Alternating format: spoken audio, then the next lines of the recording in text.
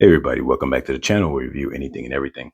And today we are actually going to get into another Jurassic Park Hammond collection review.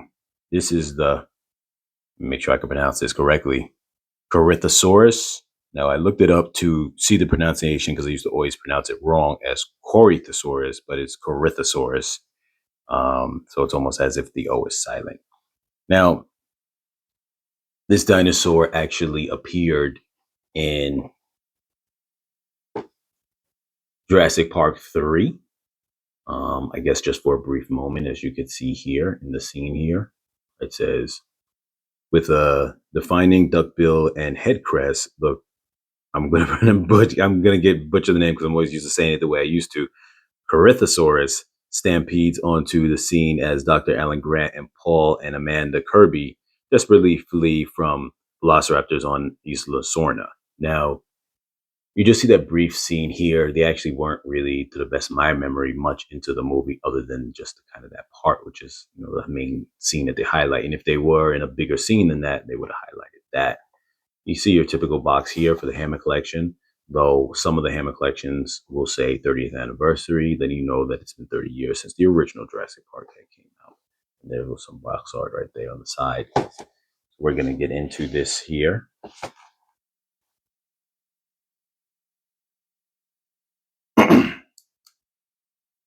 And there will be a link in the description. There'll be a link in the description where you can purchase this on Amazon, affiliated link. Let's get into this. I'm actually a pretty decent fan of well, I like old dinosaurs, but I'm a pretty decent fan of duckbill dinosaurs, just in the sense that they were pretty massive. And, for what they were, sometimes they don't get credit for how big that they were, but most of them were somewhere in that, I want to say, 30-foot range, give or take, high 20s to maybe low 30 feet range, and often weighed somewhere, not saying this particular one, but just the duckbills in general, often weighed somewhere close to around maybe 2.5 to 4 tons.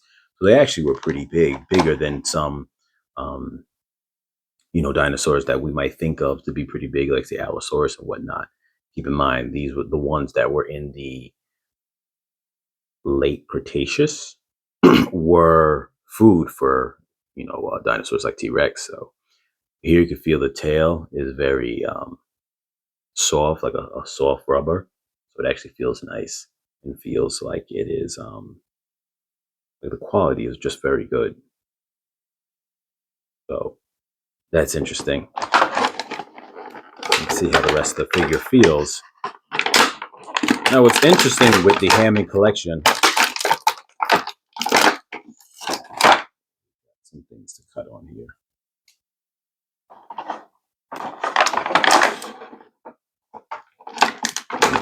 Get through this before I continue to talk, because then you guys won't be able to hear me.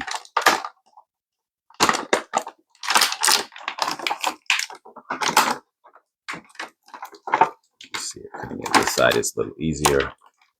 If not, I may need to pause the video, but so far we're getting through. I definitely advise that nobody cut theirs the way I'm cutting it. All right, you guys, had a little bit of trouble with that, so I had to pause the video.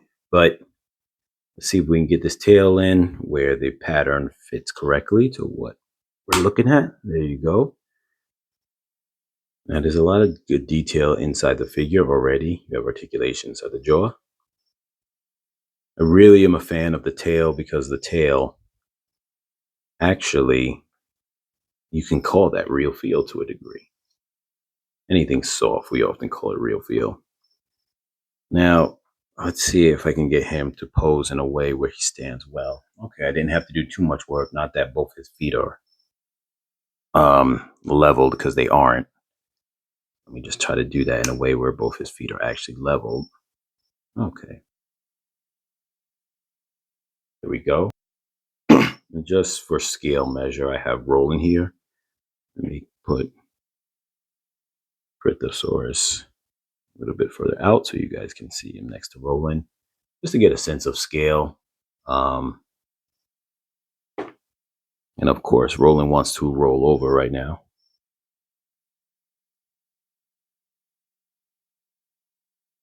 So, though it's at an angle, I'm going to kind of give you a sense of his height at that level.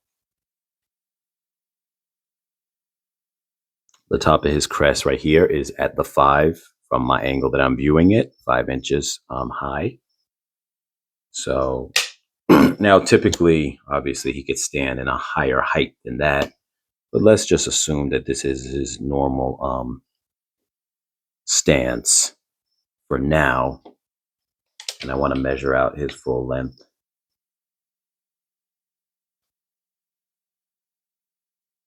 And I'm seeing something around that mark of, I want to say 13 and a half.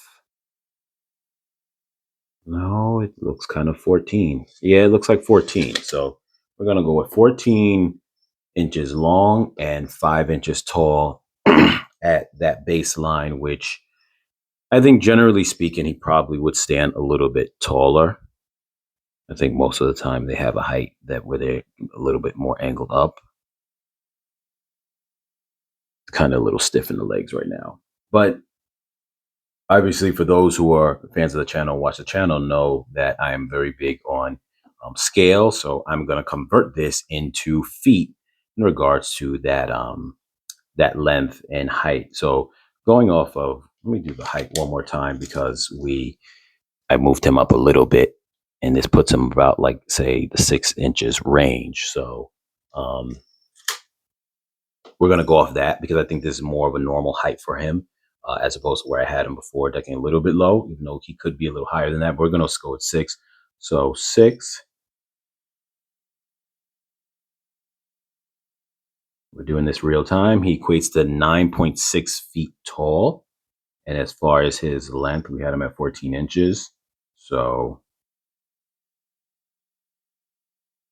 he is 22.4 feet long. So I don't know the exact measurements on what this dinosaur would be normally, but like I said, we have him roughly about like 9.5 feet tall and about 22.5 feet long, which definitely is a decent scale. I always like to just say if some of these dinosaurs don't seem like they're fully in scale to the maximum size that they can grow, according to statistics, I like to just say that maybe they aren't fully grown or this is the average size.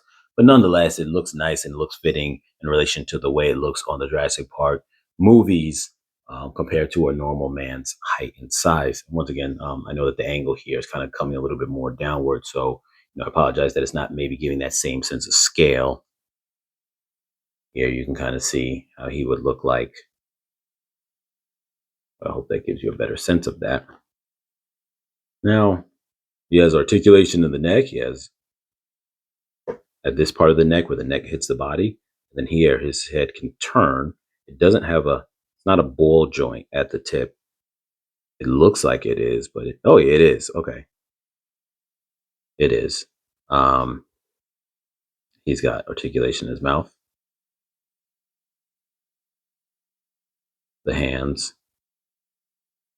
both arms, I should say, from the elbows and the shoulders. And then obviously the legs have multi articulation from the knees, the ankles, and the toes. And for people who may not realize it, but the reason why, legs give this appearance in dinosaurs, and I think it's the same in birds, to where it seems like it goes opposite the way our legs kind of bend, is that this is the knee, but this is actually the ankle, and this is kind of where the toes would be, in relation to our feet, if you think of our feet like that. So, I mean, it's not the exact same anatomy, but you kind of get the idea. That part is extended, is like the ankle, and that's where like the toes would be. So, yeah. Just to give that sense, because that's why when people look at this and they go, why does it go backwards? And ours don't go backwards. But if you stood on your tippy toes, the back of your ball joint of your foot, where your ankle would be in that same kind of stance, same kind of angle. So anyway, I really like the figure. I like the detail on it. I like the colors. I like the size. I don't know if they made a non-Hammond collection version of this, but I happened to grab it on a good deal, so I had to jump on it, and I really like it. And it fits in scale. I'm sure great with the Hammond collection Rex. So I don't have the Hammond collection Rex on hand right now, with me right now, but I'll get another Rex for comparison. So give me one moment. So here you go. My fan favorite, the Red Rex. And you could see there that general size. Once again, I'm a little sorry, but the perspective that I have going on here for the camera angle. Um, but what you see here is a more downward view, but nonetheless, you get some sense of the scope and scale. It goes rolling. So he's definitely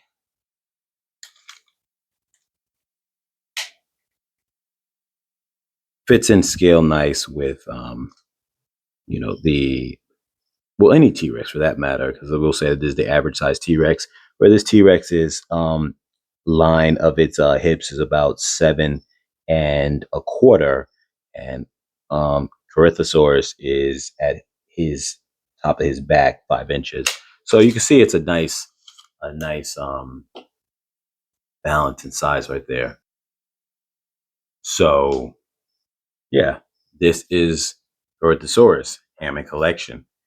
Like I said, link in the description. Put your comments down below. If you have this figure, do you like this figure? Do you not like this figure? What do you like or do not like about them? And I'll catch you guys in the next video.